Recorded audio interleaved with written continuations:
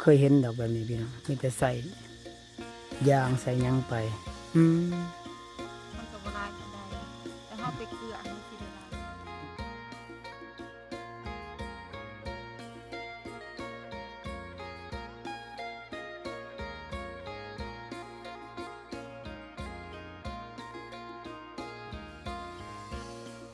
สบายดีน้องอ้อน สบายดี สบายดีจะได้ลงคลิปว่าเดี๋ยวนี้ ลงอยู่ มุดหอยเก่งเนาะมื้อนั้น ได้หลายเติบเนาะหอยหลายบานเจ้า เมนห้อยลายอยู่บ่ เรียนพาเขาป่าพาพี่พาน้องไปซ้ายมื้อนี้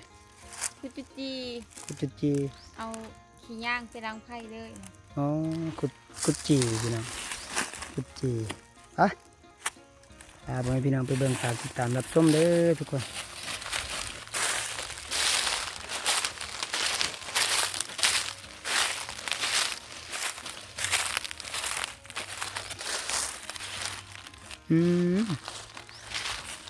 ย่างเจ้าบ่ บ่ขี้ย่างปลา อ๋อ แต่ว่าซ้ำเอาไปล้างไผ่คนไทย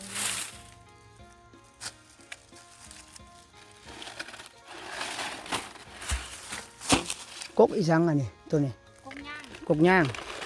นี่ดิเอาน้ำมันมันเนาะเพราะว่าคือว่าเฮาอยากได้เฮาเอาไผ่จูดคราวนี้มันก็สิออกมาลายกว่านี้นี่เป็นมันย่อยออกมาเอง พี่น้องพี่น้ำมันย่างเอาไว้ดังไฟ เมนเฮาเอาไว้ล้างไผ่ โอ้กกมันนี่บ่ตายบ่สมมุติว่า บ่ก็มันบ่ตายไปเลยมันก็สิหุงเขาคือเก่านะ อืม เฮาสามารถเอาลายๆตัวนี้ให้จูดนะคือเอาเครื่องมาดังจูดเขาไม่หนีเลย โอ้ เป็นดังทีเป็นห้อยให้จูดนะ กันเอาจูดนี่แห้งมันมีหลายเนาะ แม่นยัง อื มีลาย มพี่น้องเนี่ยทางวานเพิ่นพามาเอาขี้ย่างเอาไว้ดังไฟทางบ้านนอกบ้านนาชนบทพี่น้องคือว่าสุดยอดเนาะ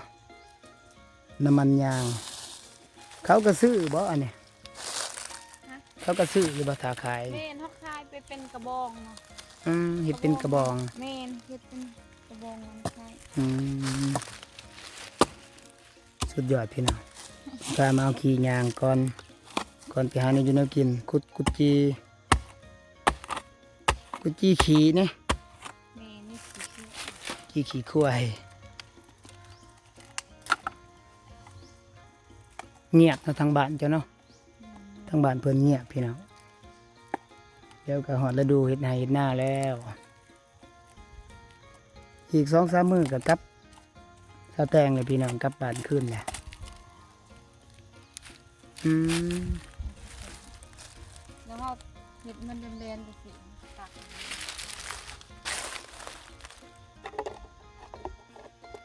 ที่เอาขี้ยางเอามาไว้ดังไฟถือว่าเป็นอีกวิธีหนึ่งพี่น้องเนาะทาง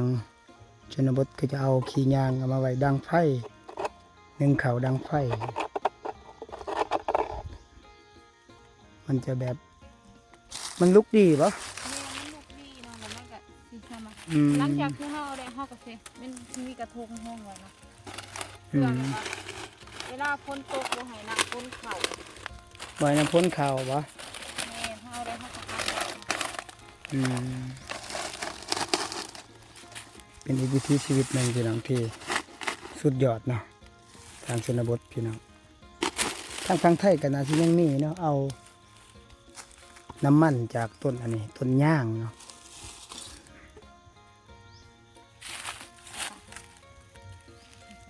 ได้หรือเปล่า แม่น จะมีดังได้จากมือ นี่ประมาณ2-3บ้านเฮาไปเอาอีกต้นต่อไปนี่ โอ้มีหลายต้นเนาะ แม่น ใช่ทุกคน ขั้นตอนเพิ่นหาน้ำมันย่าง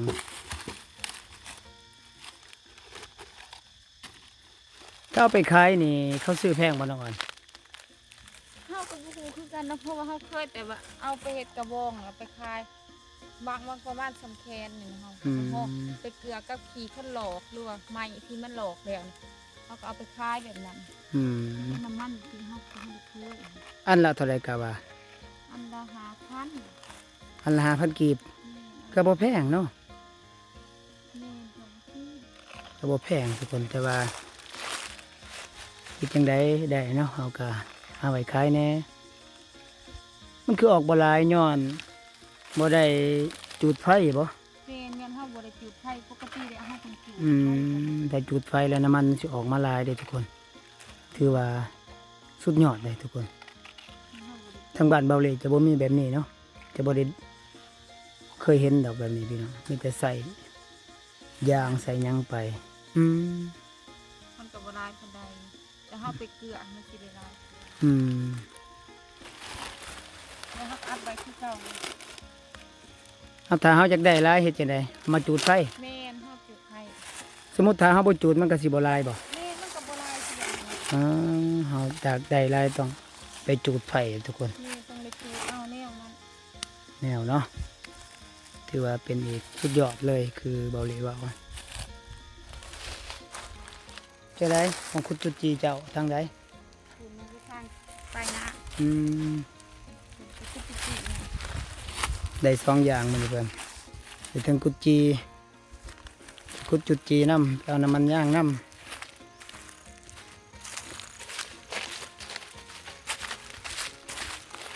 เอาปลาย่างนั่นนี่เนาะ แม่นทางเนี้ย ปลาย่าง เป็นต้นน้อยๆเดี๋ยวมีกระโจบ่ให้เราได้เอง อืม มันโจมันก็ต้องตาย นี่กุดจีเป็นพามาหากุดจีคือตัวน้อยแท้ มันก็ง่ายๆแต่ จีขี้ข้วยนี่บ่ แม่นจิก อืมเฮาหาแต่ยามกลางเว้นบ่หรือว่ากลางคืนก็หาได้ กลางคืนก็อะไรเนาะกลางคืนก็เงียบมัน อืมบ่เคยเห็นจักเทื่อพี่น้องนี่บ่หลายเนาะ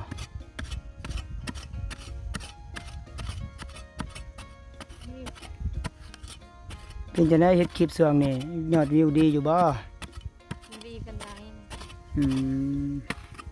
FC ก็ฝากให้กำลังใจเพิ่นเด้อกดติดตาม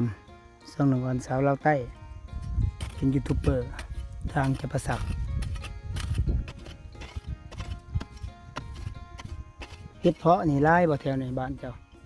แม่นพอได้กินอยู่ อื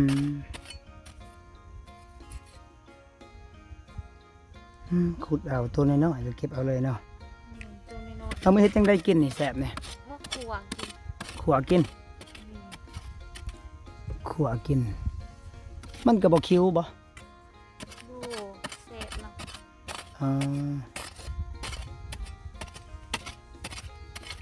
หากินทางบ้านนอกเนาะหาจุดจีหาหน่อไม้พี่น้องหากบเขียดก็แบบสบายอยู่เด้ส่วนไรบ่ได้ซื้อบ่ แม่นจะได้เอาหากินเอา อืมหากินเนาะเบิดแล้ว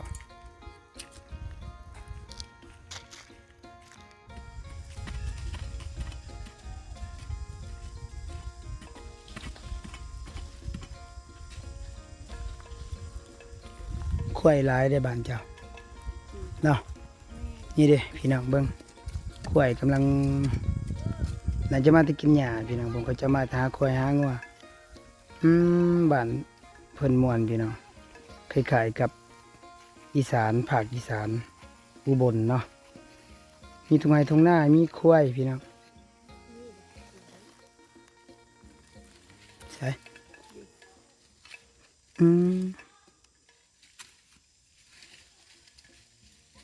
เก่ง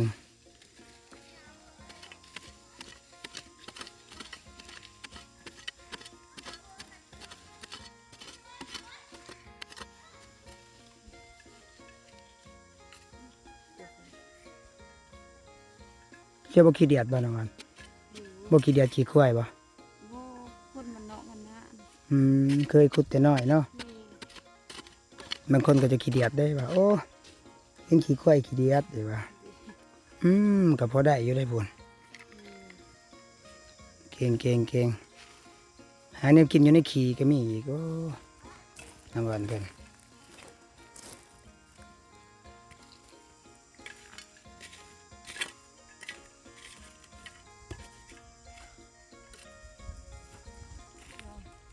นี้คือหลอกตะแบงเนาะ ดอกสะแบงตะแบง บ้านอ่อนหอกดอกตะแบง อืม เห็นว่าคือตะกี้ตะข้าวยังน้อยอีหยังกะดินเนาะโหใหญ่ขึ้นมากกะลิ้นกันเนาะ โอ้หมุนคักเด้ ดอกตะแบง ดอกตะแบงพุ่นตอนยังน้อยมักเล่นเด้นี่แต่ว่ามันหมุนพี่น้องเฮ็ดเป็นย่นน่ะนะตอนยังน้อยเนาะ นี่ อ่า ดอกตะแบงนี่ว่าน้องอ่อนก็มีลายในพวกดอกตะแบง มีลายบ่ หั่นเป็นต้นนั่น ปุ่นต้น ต้น ต้นใหญ่เนาะดอกตะแบง จะมักเล่นตอนยังน้อยๆนะเฮาโยนมันจะบินขึ้นคล้ายๆกับย่นทุกคน ยอด เบิ่ง เนาะ เนี่ยพินสุดยอดเลย แต่เดี๋ยวนี้ใหญ่แล้วบ่ได้เล่นแล้วเนาะ แกนี่ดินคือเก่าเห็นแกนี่ดิน อืมยังเป็นเด็กน้อยอยู่บ่ แม่น อืม หาผู้ดู แล้วก่อนยังเป็นเด็กน้อยอยู่เพิ่นว่า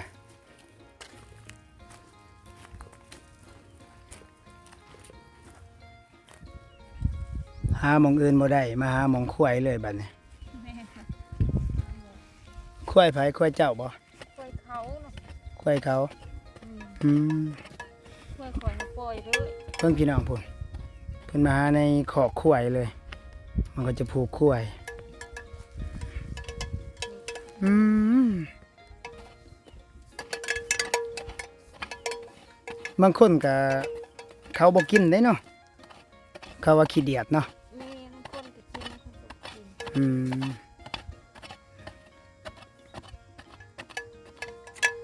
ข้นมากตัวใหญ่ แล้วเมื่อทอดกินแซ่บหลายเด้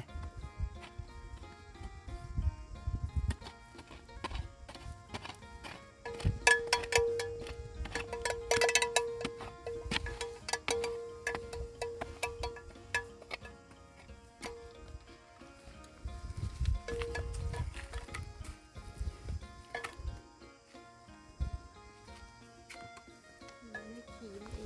ง โอ้ยขนหาเพิ่นบ่ขี้เดียดเนาะโตก็บ่ใหญ่มันบ่มีตัวใหญ่บ่หรือว่าใหญ่สุดแล้วสำนั้น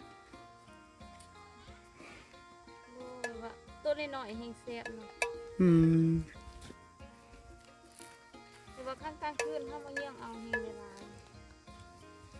สิเขากลัว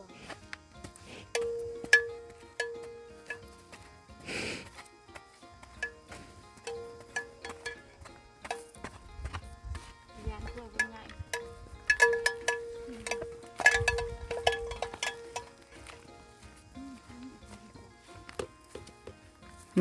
ขี้เดียดนะตัวนี้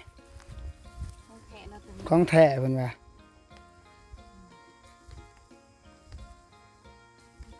เราเคี่ยวบนยัน บางก่อนเพิ่นว่าของแท้กองขี้ใหญ่ ห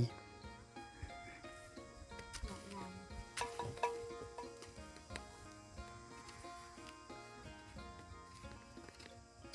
ส่งสิได้อยู่บ่หรือบ่ส่ง บ่มีนะมันบ่มีหูนะ มันฮอดเนาะส่วนหลายเนาะ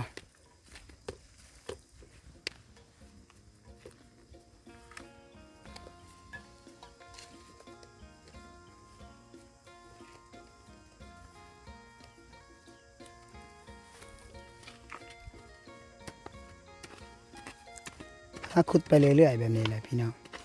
เพื่อสิได้แนวกินก็เมื่อยอยู่แต่ว่าก็ม่วนเนาะเมื่อยแต่ม่วนพี่น้อง มีนะมันมีหูนะ อืม มันมีหูแต่ว่ามันมีติด มันเจาะหูลงเนาะ แม่ ยันว่าตอนกลางเว้นเจาะหูลงลุม มันก็ มีหูอยู่สิมันมี อืม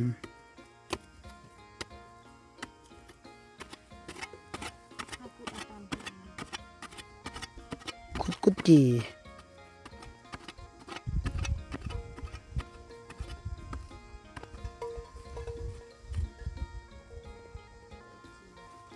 ได้ยินบางคนว่าไปใส่แกงหน่อไม้แซ่บแม่นบ่ เมนที่เป็นอย่างนี้เสร็จ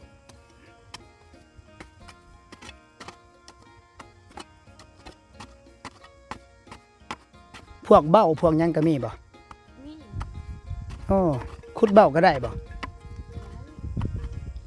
ลิปหน้าพาไปขุดเบ้าได้บ่ ได้ บางทีว่าเบ้าเล่ก็บ่เคยเห็นเลยทุกคนได้ยินแต่เขาว่ามีเบ้าบ่เป็นแนวใดเนาะบางทีคลิปหน้า บอกมันสิคุดยาก สิพาน้องออนไปหาเบ้าอืม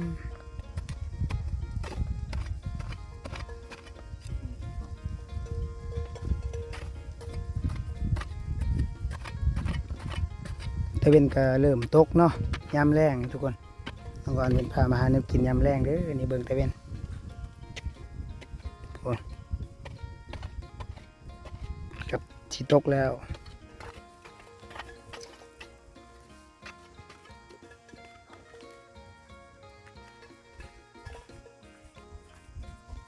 เนาะเมื่อบ่บัดนี้พ่อแล้วบ่ เมน มันบ่ได้เลยทุกคนมันกลางเว้นแน่เนาะถ้ากลางคืนมันจะออกมันก็จะได้กลับฝากติดตามให้เด้อให้กำลังใจเบาเล่หรือก็น้องออนพุ่นนะช่อง YouTube ช่องหยังแหละ น้องออนสาวเล่าไต น้องออนสาวเราวไต่เนาะฝากติดตามให้กำลังใจพวกเราเนาะการเฮ็ดคลิปต่อไปแล้วคลิปนี้ก็มาสบายดี สบายดี บ๊ายบายบัดนี้ทุกคนเหนื่อยเนาะ